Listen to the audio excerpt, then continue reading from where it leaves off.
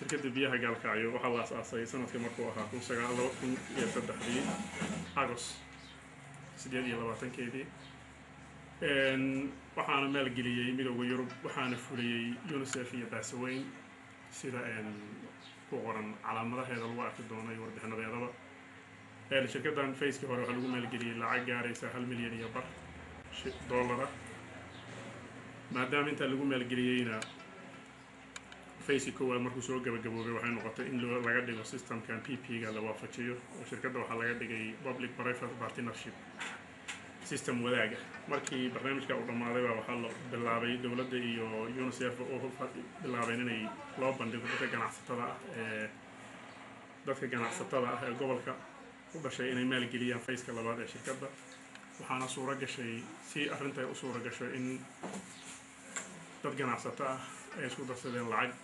lacagtaas oo capitalkeedu u dhamaa markaa 220,000 ayna ahaayeen 27 qof ay ka mid yihiin laba gabdhood